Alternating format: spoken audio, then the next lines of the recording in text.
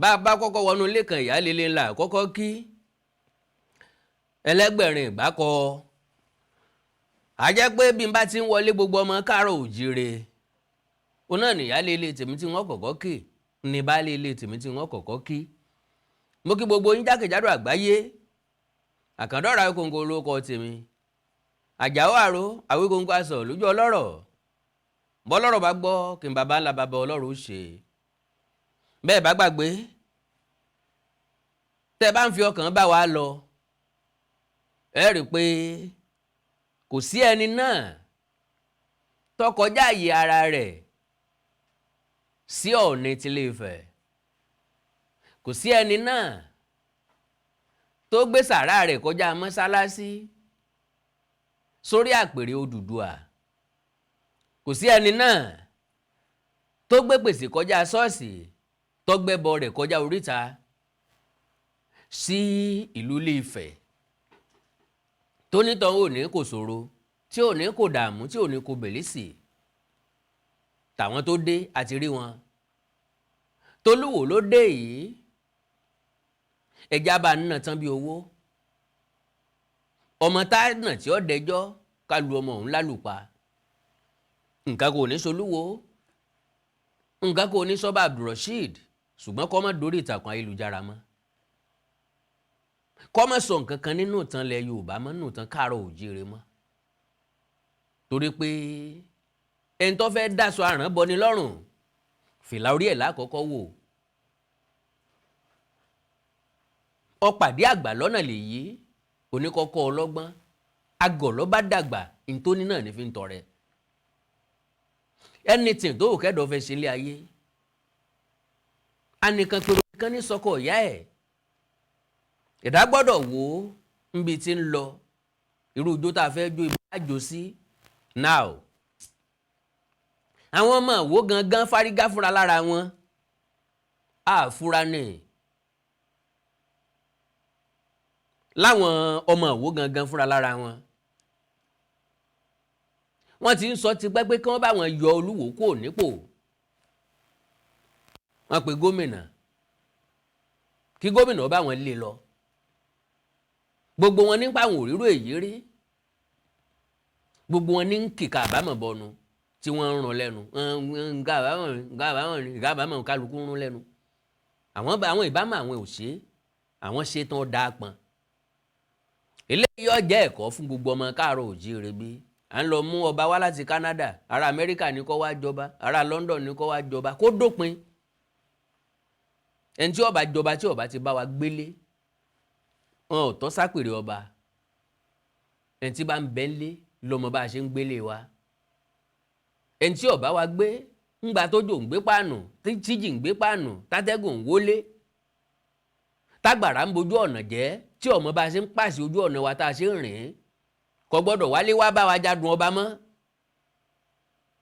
bá wa láti ìdílé ọba jù bẹ́ẹ̀ lọ lóòótọ́ orí adé tún ń pètè àrán orí adáràn ń pètè ọba kò sẹ́ni tí nǹkan rí kì í wù lóòótọ́ àwa aráàlú náà máa kọ́kọ́ béèrè pé ẹni tẹ́ fẹ́ fi jọba èso lówó lọ́wọ́ nítọ́jà máa sọ náà ni pé ọ̀pọ̀ ọ̀nù wọn gbà tán bá dé àwọn ìyá lọ́jà babalájé tí wọ́n ń pa tọ́rọ́kọ́bọ̀ nídìí ọjà wọn ni wọ́n sọ dóúnjẹ tí wọ́n pè á máa jáwé tí wọ́n pè á máa sanwó kinní kan kí kábíyèsí ó tó lè jẹun àtó ti létọ̀ ló yẹ lọ́ba ẹni tó ti kájú ẹ̀ tó kájú ẹ̀ tó tó gbangba sùn lọ́yẹ́ tó ti lówó ẹ̀ tó fẹ́ ná lọ́wọ́ kì í ṣe pé kó lè bá náwó fáráàlú là ń sọ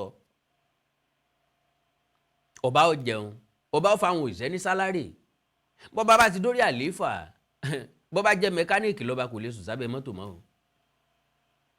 torí n ta sọ ni pé ó ń gborí adé ìlú wa polẹ̀ nílẹ̀ẹ́lẹ̀ lábẹ́ mọ́tò bọ́ba jágbẹ̀ ni yóò nira fúnrú àgbẹ̀ bẹ́ẹ̀ láti tún mú àdá oko mọ́ ńlá fi sọ pé ẹni tí ọjọba kọ́ mọ̀ wórúkọ ọba nìkan bọ́ba kàn dílé yín tó sì mọ̀ pé yọ àfẹ́ tiẹ̀ torí àwọn ìlú kan ń bẹ tọ́ba bí ò ṣe é dù àwọn ìlú kan ń bẹ téèyàn lè du ọba bẹ̀ dáadáa ìlú ńlá bá a bá du ọba bẹ̀ kọ́ láì fè àwọn ìlú kéékèèké ìlú tó jẹ́ pa lè káyé létí mẹ́ ń bẹ̀ ìlú tí ò sọ̀rọ̀ ajé kankan ń bẹ̀ ìlú tí ò dá níjọba àbílẹ̀ tiẹ̀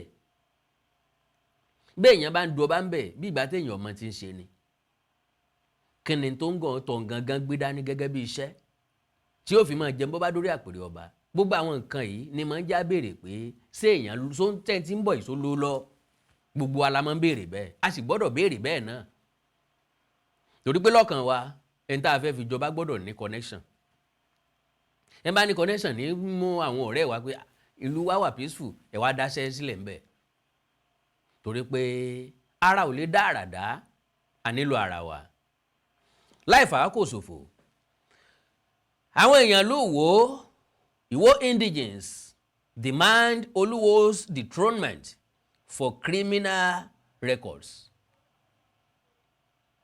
National Infinity Magazine ló gbé jáde bẹ́ẹ̀ mò ń kó tiẹ̀ ní National Infinity Magazine ló gbé jáde n bá fẹ́ kà kọ́ lọ rí kà ń bẹ̀ èmi ọ̀ ká ìwọ̀n analyse níwọ̀n bá ní tí mo fẹ́ mú jáde ń bẹ̀ ni pé àwọn ọmọ bíbí ìlú Ìwó nǹkan bá àwọn yọ Olúwo nípò Oluwo of Iwo land Ọba Abdulrasheed Akanbi is facing one of his toughest times on the throne as his subjects have not only turned against him but also demanded his immediate dethronement over various infractions. Wọ́n lásìkò ilé f'Olúwo bẹ́ẹ̀ bá wá béèrè lọ́wọ́ ẹ̀ wípé ta ló fà fún àwọ̀ wá sọ fún pé Olúwo gangan náà ló fà fún rẹ̀ ẹni tí òjò kò ti ń nasẹ̀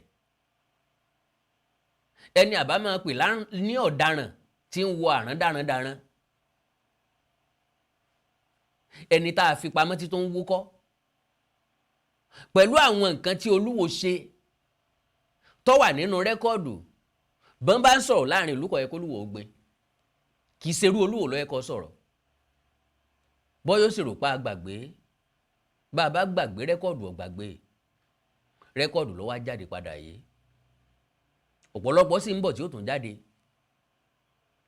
because n tá a fẹ́ sọ yìí á báàkì ẹ̀ pẹ̀lú dọ́kúmẹ́ǹtì o a máa báàkì ẹ̀ pẹ̀lú dọ́kúmẹ́ǹtì láti United States of America n wọ́n kà sí létí pẹ̀lú ògo Ọlọ́run so ẹ má jẹ́ ń lu àmì fàágùn fún ọ̀rọ̀ àwọn ọmọ wò ó. In a letter to the Osun State government dated June 17, 2020 wọ́n ti ń sọ pé kán bá wọn yọ tipẹ́tipẹ́ gbogbo wàhálà tí ń dálẹ̀ yìí bá ti tó báyìí. The Association of Iwo Land Indigenes in Diaspora through their lawyer Peter Adeosun raised a number of allegations against the monarch calling for his removal for gross abuse of office. The said Oba Akanbi's character did not befit a person of his status and caliber as he always moved around with armed thugs, miscreants and hoodlums to harass, intimidate, molest and attack persons whom he perceives as enemies. Ta ni máa ń dọ̀tá ọba? Bọ́ba bá dá láàrin ìlú kò ní lọ́tà. Kéèyàn tó jọba ni máa ń lọ́tà. Bọ́ba sì ti lọ́tà kó tó jọba bọ́ba ti débẹ̀ gbogbo àwọn tó rí gẹ́gẹ́ bí ọ̀tá lọ́ọ́ fàmọ́ra. Your Excellency, and I quote, Your Excellency, it is our brief as evidenced by various correspondences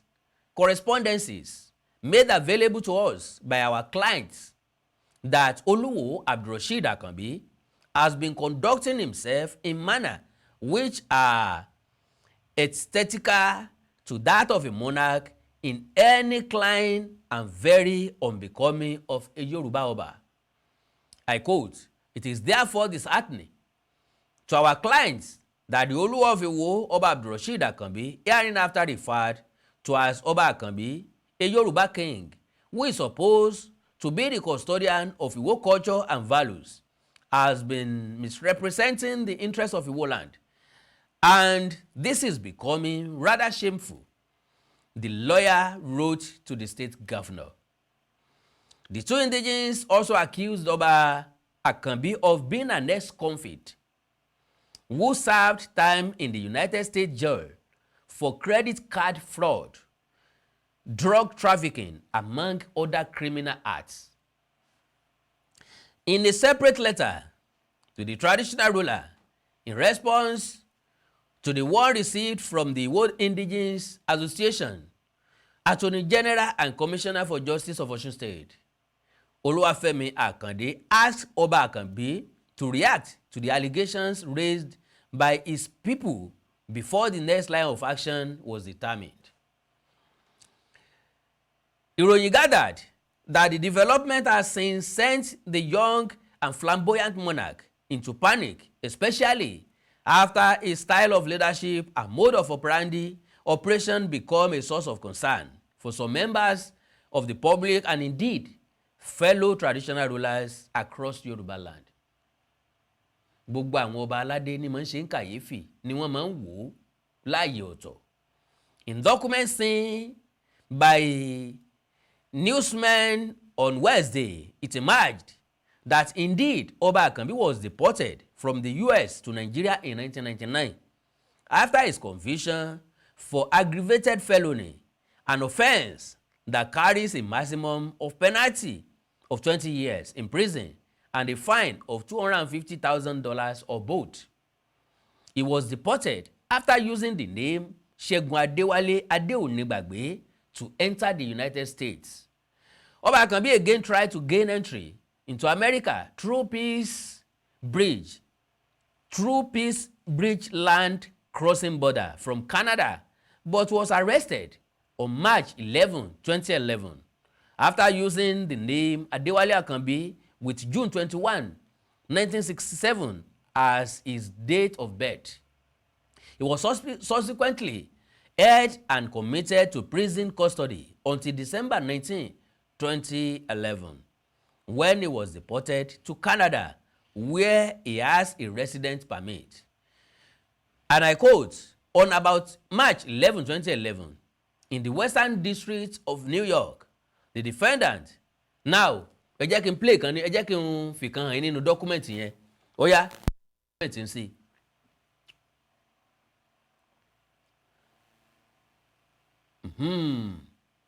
On about March 11, mo ṣì ń bọ̀ àká. March 11, in the Western in the Western District of New York, the defendant, Segun Adewale Adeonigbagbe, aka Prince Adewale, an alien who had previously been deported and removed from the United States on or about May 18, 1999, subsequent to a conviction for commission of an aggravated felony, did attempt to enter, and was voluntarily present and found in the United States without having first obtained the express consent of the Attorney General of the United States or his successor. The Secretary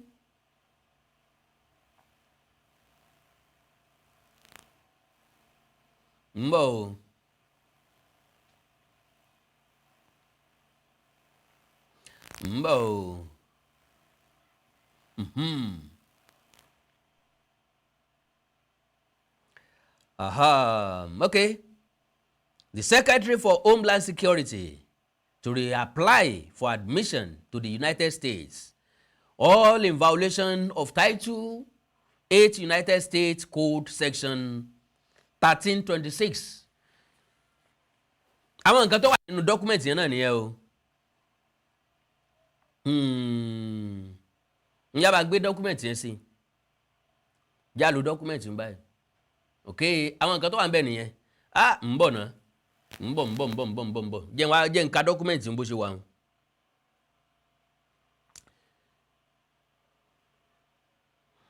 Jẹ́ n ka bó ṣe wà. Like that. Bá ń gbé bẹ́ẹ̀.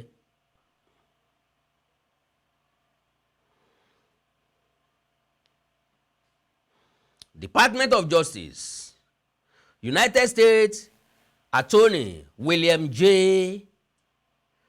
Ochor Jr., Western District of New York, for immediate release, August 9, 2011, www.usdoj.gov.usa àti nǹkan.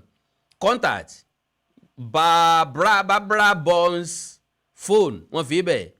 So n tán fi head ẹ̀ lélẹ́yìí, Nigerian man pleads guilty to attempting to enter the United States after being deported. N tán fi bẹ̀ nu máa wo o. Nísàlẹ̀ ẹ̀ wá ní Buffalo, New York, U.S. Attorney William J. Archel Jr. announced today that Ṣẹ́gun Adéwálé Adéonígbàgbé, 46, of Nigeria, pleaded guilty before U.S. District Judgment. William M. Sloretny to attempting to re-enter the United States after being deported following his conviction. Okay.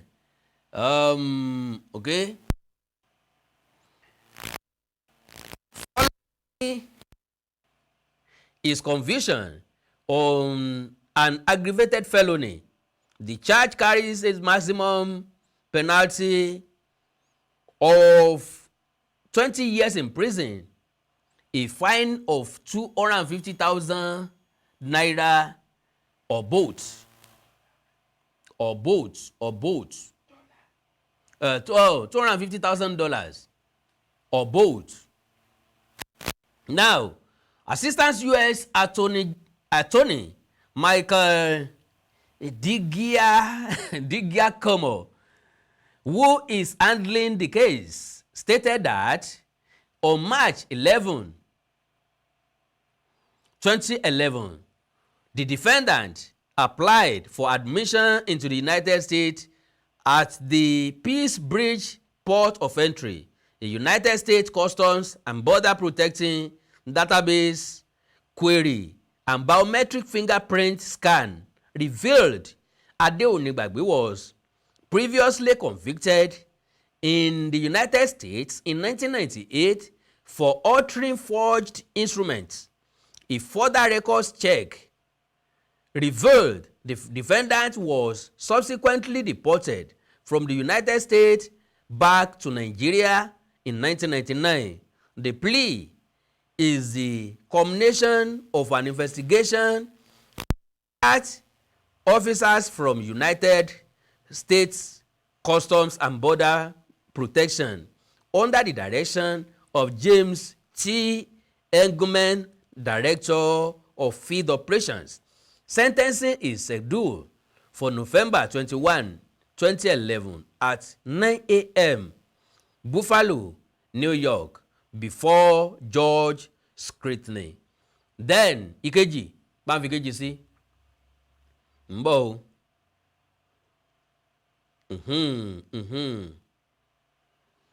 Jogging exercise to commit atrocity with the female students of the institution. Another case, to our clients, informed as they were of the firm, believe that Oba Akanbi is an ex-convict of the United States for various offenses ranging from credit card fraud, drug deal, and attempted entry to the United States. It's also their information that Oba Akanbi was deported from America in 1999 under his pseudonym of Ṣẹ́gun Adéwálé Adéonígbàgbé after being found guilty on fraud-related charges in 1998. Our clients referred Your Excellencies to confirm this fact from the American Embassy in Abuja or Lagos that the monarch tried gaining entry back to America through Peace Bridge, land crossing border from Canada, and was arrested again on 11th March 2011 while trying to gain entry to America under his new assumed name of Adewale Akanbi with 21st June 1967 as his date of birth. Our clients further stated that he was subsequently held and committed to prison custody till 19 December 2011 when he was deported to Canada where he had a resident permit. So méjì yẹn bá ń gbé kẹta wá. Now, in the District Court of the United States for the Western District of New York, the United States of America versus Ṣẹ́gun Adéwálé Adéonígbàgbé aka Prince Adéwálé Akanbi, November 2010, grand jury impeached 11/5/2010. Indictment, violation, Title 8, United States Code, Section 1326, bracket A and 1326, bracket B, bracket 2, bracket 1 count. Court 1, bracket re-entry of alien after removal. So the grand jury charges that on or about March 11, 2011, in the Western District of New York, the defendant, Ṣẹ́gun Adéwálé Adéonígbàgbé, aka Prince Adéwálé Akanbi, an alien who had previously been deported and removed from the United States on or about May 18, 1999, subsequent to a conviction for commission of an aggravated felony, did attempt to enter, and was voluntarily present and found in the United States without having first obtained the express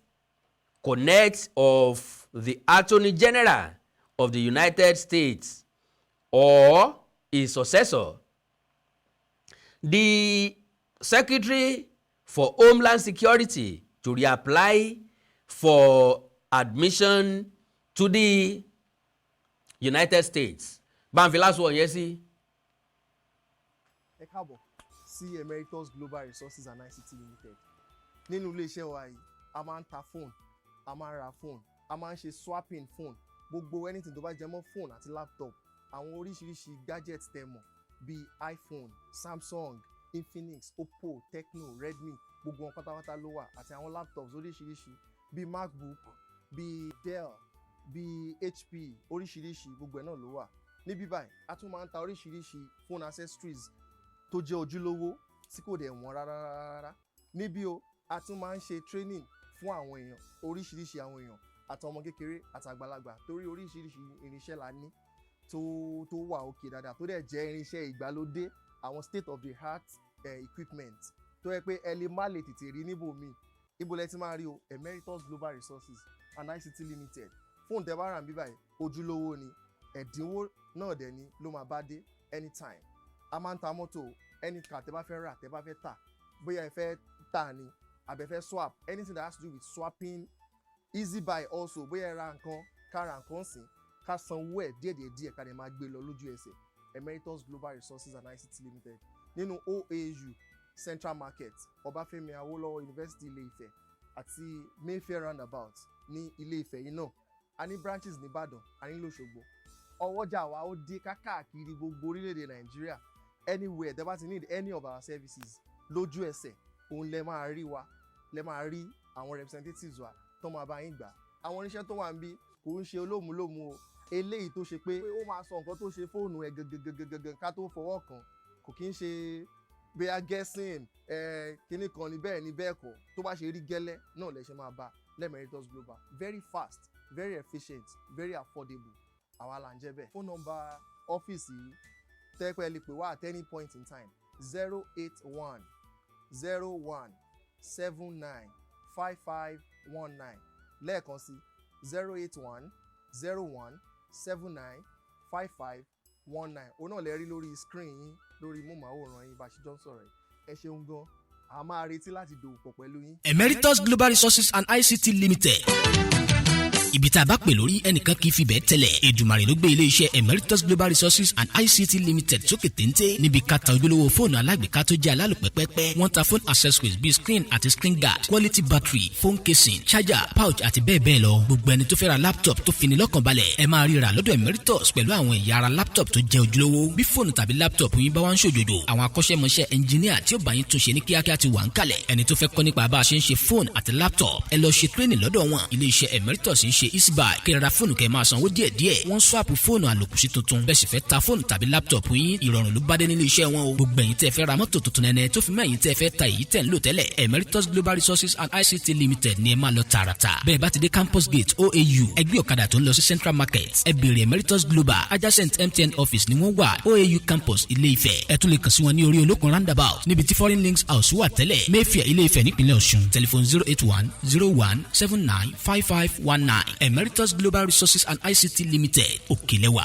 ẹ ò ní jábọ́ o. Mo kí gbogbo etí tó ń gbọ́ wa nílé, mo sì kí gbogbo ojú tó ń wò wá nílé pé ojú tẹ fi ń wò wá ò ní fọ́, etí tẹ sì fi ń gbọ́ wa ò ní di. Orúkọ tèmi ni Godwin tí gbogbo ẹ̀yin èèyàn mọ̀ sí Ìyá Ìjẹ̀bú. Gẹ́gẹ́ bí ẹ ṣe mọ̀ ní ìṣe wa wípé ìlera yín òun ló jẹ wá lógún. A tún ti dé bí a ṣe ń dé o. Gbogbo ẹ̀yin tí ẹ ní ìṣòro tó jẹ́ pé ọkùnrin tó dàbí obìnrin nínú ilé, ọkùnrin tí ò lè ṣojúṣe ẹ̀ pẹ̀lú ìyàwó ẹ̀, ẹ kàn sí iléeṣẹ́ Godwin.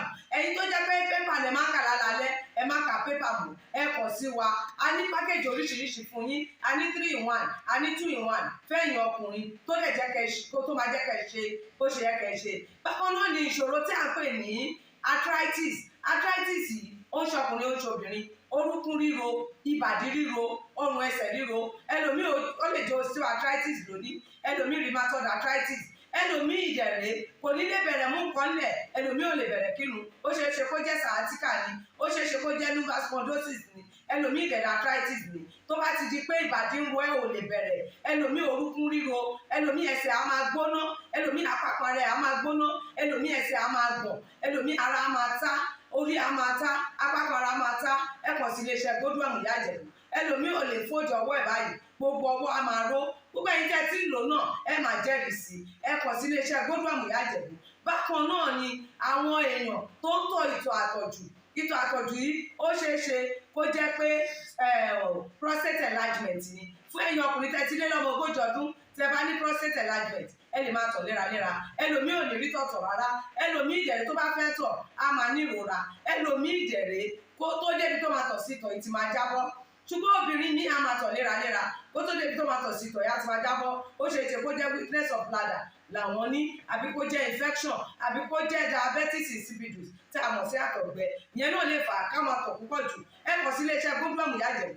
Èyíkéyìí tó lè fà á kẹ́ ẹ máa tọ̀ púpọ̀ jù ara iṣẹ́ wa ni. Lára iṣẹ́ tèmi jogún látọ̀dọ̀ bàbá mi. Àtọ̀jú yín gbogbo ẹ̀ ó sì padà sí àyè ẹ̀ bó ṣe tó àti bó ṣe yẹ. Bákan náà ni àwọn tó ní hepatitis, ooru inú ẹ̀dọ̀ ni. Ṣùgbọ́n tí hepatitis bá ti pẹ́ lára, ó lè ba ẹ̀dọ̀ jẹ́, ó lè fà á kéèyàn ní enlarged liver, ó dẹ̀ lè fa oríṣiríṣi ìṣòro sí ẹ̀dọ̀ yẹn. Ẹlòmíì á máa ní àmì bí kínú máa dùn, bí kójú máa pọ́n, kítọ̀ ẹ̀ máa pọ́n. Ẹlòmíì dẹ̀ kò ní rámì rárá, bóyá lọ ṣàyẹ̀wò wá kàn sọ fún pé ó wà positive, ẹ kàn sí wa. Ẹlòmíì ìdẹ̀rẹ̀ ó lè jẹ́ liver cirrhosis lòun ní, èyíkéyìí tí ẹ ó ìbàjẹ́ ẹ kàn sí iléeṣẹ́ Godwin Ìyá Ìjẹ̀bú. Bí mo ṣe sọ̀rọ̀ ẹ̀yin tẹ́ ní prostate, ó jẹ́ prostate enlargement ni, ó jẹ́ prostate cancer ni, ẹ kàn sí wa. Pẹ̀lú ògo Ọlọ́run ẹ ní rí bákan náà mọ́. Mo ti sọ fún yín gbogbo ìṣòro yòówù kẹ́ ní, ewé àti egbò pọ́nbélé tí àwọn bàbá wa ń lò láyé àtijọ́ tá a ti gbé kalẹ̀ lọ́nà ìgbàlódé tó sì ṣe bẹbẹ lágbára, òun là ń lò fún ọmọdé àti àgbà. Ẹ kàn sí wa ẹ ní kábàámọ̀ pẹ̀ ṣe bẹ́ẹ̀. Ẹ̀rọ ìbánisọ̀rọ̀ mi ni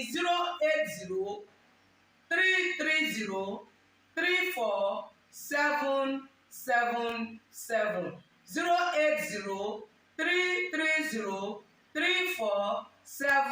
08033034777. Ẹ bá wà l'Amẹ́ríkà, kẹ́ ẹ wà ní Spain, kẹ́ ẹ wà ní UK, ibikíbi tẹ́ ẹ bá wà, ó jẹ́ Canada ni, ó lè jẹ́ Port Harcourt ni, ó jẹ́ Abuja ni, ibikíbi tẹ́ ẹ bá wà, ẹ kàn sí iléeṣẹ́ Godwin Ìyá Ìjẹ̀bú.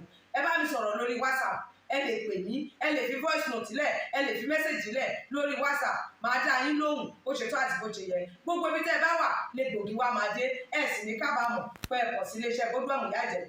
Ẹlòmíì apákan ara ẹ̀ á máa kú, kí ló fà tápákan ara fi ń kú? Ẹ kàn sí wa ẹ máa mọ̀. Ẹlòmíì ọrùn àdédé máa stiff, ẹlòmíì àyà ló máa dùn, ẹlòmíì ẹ̀gbẹ́ ló máa dùn, ẹlòmíì á máa wúkọ́, ó lè wúkọ́ kókó ti wà lẹ́nu ẹ̀ tipẹ́tipẹ́ tí ò sì ní lọ, ẹlòmíì ìjẹ̀rẹ̀ ó máa ní ìṣòro àti breathe in oxygen, breathe out carbon dioxide, á wá máa ní ìṣòro, á máa ní kàtà gbogbo ìgbà. Kí ló ń fà? Ó ṣeéṣe kó jẹ́ asthma ni, ó ṣeéṣe kó jẹ́ bronchitis, ó dẹ̀ ṣeéṣe kó jẹ́ pneumonia cough nìwọ ní. Tó bá ti kàn sí wa, èyí tó bá jẹ́ nú ẹ̀ ló máa determine irú egbògi tá a lè kẹ́ra láti lè ṣe wa. Ẹ ṣe mọ̀, mo ti sọ fún yín o, ẹ̀rọ ìbánisọ̀rọ̀ wa 080-330-34777. Iléeṣẹ́ Godwin last bus stop yín ni pẹ̀lú agbára Ọlọ́run. Remember, if it is not Godwin, it can never be like Godwin. I used to tell you, health is something to be treasured. Ire o. Ẹ káàbọ̀ padà. Mo nígbàgbọ́ pé ẹ ń fi ọkàn bá mi lọ. Ẹ máa fọkàn bá mi lọ bẹ́ẹ̀. Now, mo ní mo fẹ́ ka ilé ìtọ́sẹ́kù. Òun náà lẹ́ ń rí yẹn o, US Court Western District, New York.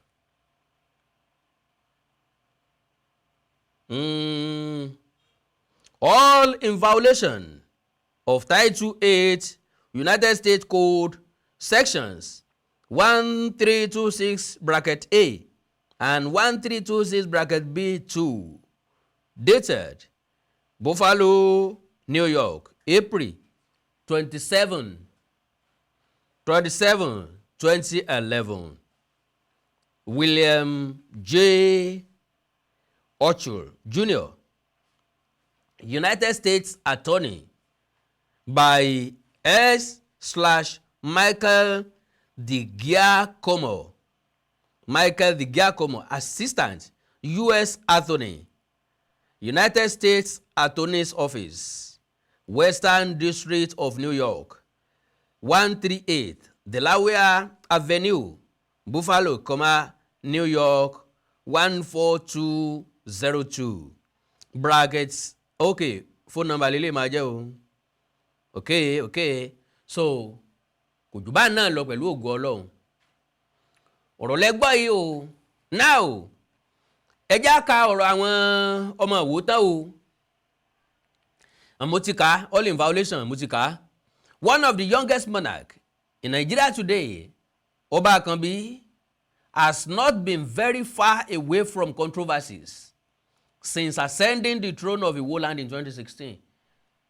Lóòótọ́ ni, ó ti peku ó ti dájẹ́, ó ti pẹja ó ti dájẹ́, ọ̀ràn gbùdùgbù lọ́pàá yìí, ó ti ń ṣe ó ti mú jẹ tẹ́lẹ̀tẹ́lẹ̀, kọ́lọ́hún ojú òye bọ́ nínú eléyìí. Shortly after being installed as king, Ọba Akanbi declared himself an emperor and proclaimed Iwo as an empire. In July of that year, he visited Okerewe, Ile-Ife, where he declared that every Yoruba man with ancestral connection to Ile-Ife could aspire to become the Ooni of Ife. The same month, Ọba Akanbi raised some dust after he bypassed the chief imam of Iwo to lead prayers during the Eid al-Fitr celebration of that year. In March 2018, the 48-year-old declared himself as an emir after northern traditional rulers, whom he says do not begrudge each other, unlike the Yoruba Obas. Kọ́lọ́ mọ́ bọ́n ṣe, kọ́lọ́ jẹ́ emir ní Kano tàbí ní Sokoto tàbí lóko wọn kan bẹ́ẹ̀. In February this year, Ọba Akanbi allegedly physically attacked another monarch, Agbowu of Ogbagba, Ọba Dekrulai Akinropo, over a land dispute. The incident reportedly took place at the Office of Assistant Inspector General of Police, Zone 11, Osogbo, Bashir Makama. The incident led to the suspension of Ọba Akanbi for 6 months by the Osun State Council of Traditional Rulers. Before his marriage with his ex-wife, Channel Chin, crashed in December 2019, Ọba Akanbi put a crown on her head. Imagine the first Yoruba monarch in recent times to do so. Kò sí ọba tó ṣe bẹ́ẹ̀ rí tó gbé adé lé ìyàwó rẹ̀ lórí. Chin, who is from Jamaica but based in Canada, disclosed that Oba Akanbi forced her into marrying him after raping her during a visit to Nigeria in February 2016. And I quote, "When I met Oluwo, February 2016, he raped me. And because he raped me, the next day he said to me, 'We are going to the palace. We are going to Iwo, and I make you queen.' So I went with him." Náà lẹ́gbọ́n o, ìyàwó tá a pàdé lánàá, tá a mú lọ Ìwó lónìí, tó di ìyàwó ẹni lónìí, tó dolórí, tá a sì ń gbádélé lórí, ẹni tí ìsọmọ Yorùbá tí ìsọmọ Nàìjíríà. And I quote, the very next day, when we got to Iwo, there was no palace. There was even a family that came. They were so upset because Oluwo'S virgin one girl from that town and promised that family marriage. So when that family got to find out one Canadian was with this king, he went to the news. When people found out that there was one Jamaican woman living with him, he went to the press and put this fake news about his wife from Canada, that he married me in Canada, and that I came to Nigeria to claim my rightful spot, which was a lie, Chin said after they separated in December 2019.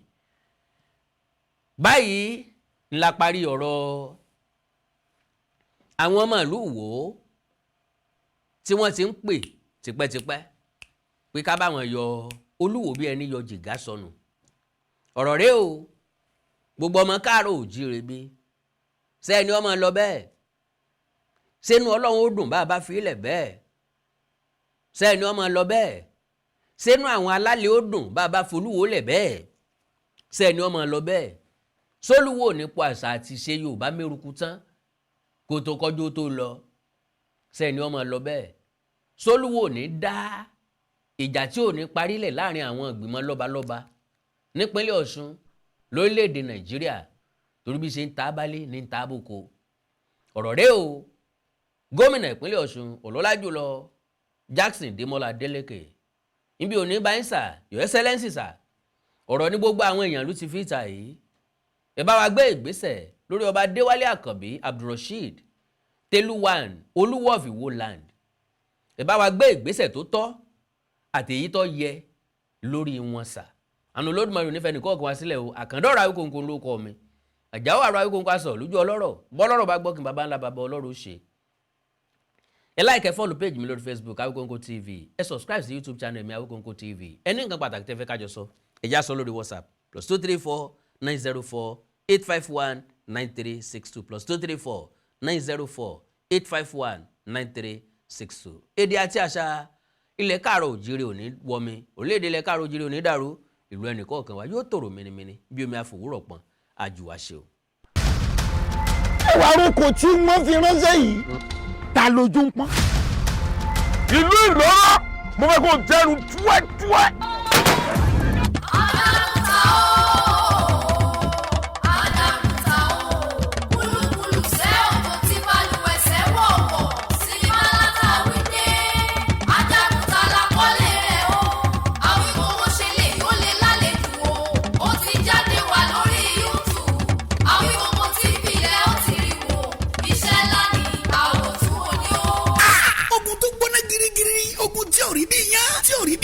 Kò rí bí kásùn tóbi ní ẹni ká máa rún. Sinimá ńláta wíde.